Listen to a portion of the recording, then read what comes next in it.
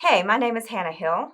I'm the Research and Policy Director for the National Foundation for Gun Rights, and we wanted to bring you an update today on our litigation program to end semi-auto bans and magazine bans nationwide. So we actually just received one of the worst anti-gun rulings our legal team has ever seen, and that is a pretty low bar.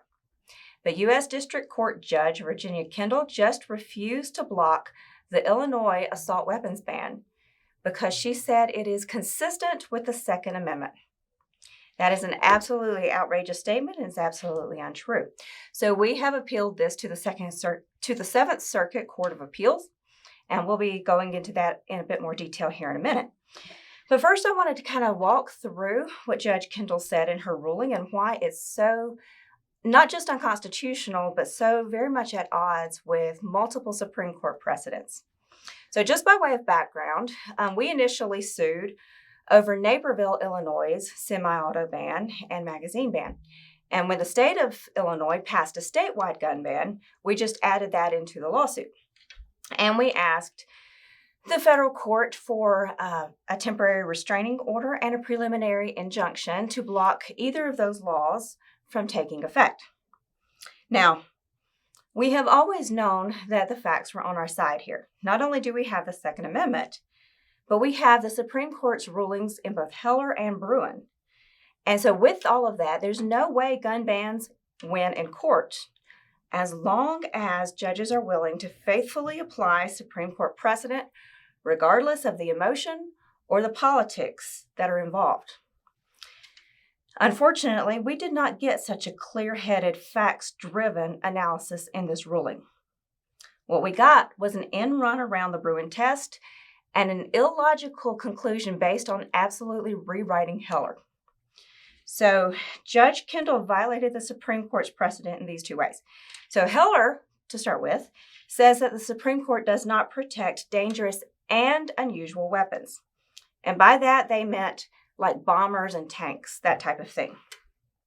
But on the contrary, they said, commonly owned weapons are absolutely protected by the Second Amendment. And it doesn't get much more common than the AR-15, or America's rifle, it's been called. Judge Kendall twisted this to say that dangerous and unusual is actually dangerous or unusual. So what she's essentially saying here is that the Second Amendment does not protect dangerous or unusual weapons. And since every single gun has the potential to be dangerous, then every single gun is either dangerous or unusual, which means that if we're to take Judge Kendall's opinion as fact, states can ban any gun that they like. Now, that is not what the Second Amendment said, and that is not what the Supreme Court said in Heller. But there's more. She went on to then trample Bruen. Bruen says that courts are not allowed to run cost-benefit analyses on the Second Amendment. They have to rule on the text, history, and tradition of the Second Amendment, and that is the standard by which every single gun ban, gun regulation, gun control law has to be measured.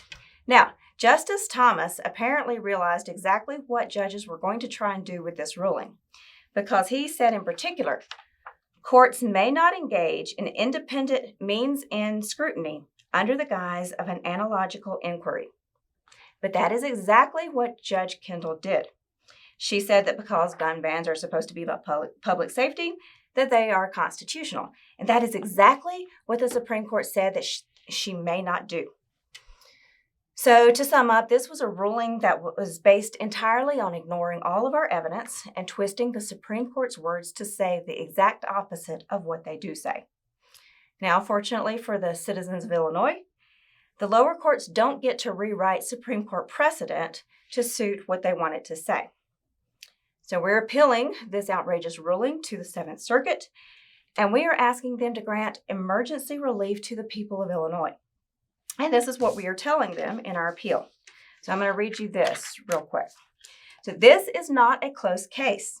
Justice Thomas, the author of New York State Rifle and Pistol Association versus Bruen, has provided a roadmap to the resolution of this case in his dissent from denial of certiorari in Friedman versus City of Highland Park, Illinois.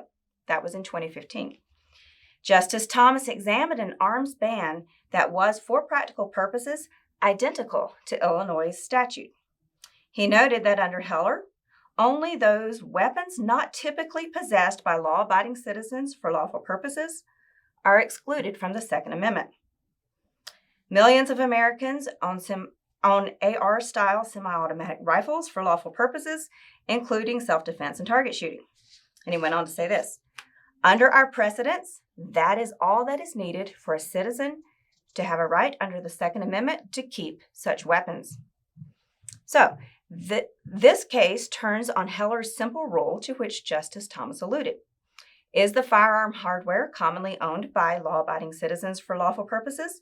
If the answer is yes, the test is over. In this case, the answer is yes. The test is therefore over. The challenged laws are unconstitutional. It is just that simple. So, when you cut through the emotion and the politics that are at play, and you look at the plain facts of the Constitution, the case is simple. The Second Amendment protects the right to keep and bear arms, and that means that you cannot ban the AR-15 simply because you don't like it. And this is what we're saying to the Seventh Circuit. We've taken it to them in appeal, and we hope to have good news for you on that front soon. So if you'd like to stay tuned for updates, please make sure to subscribe to this channel. And if you'd like to help us fight, then you can make a donation to our legal fund at the link provided below. Thank you so much for watching.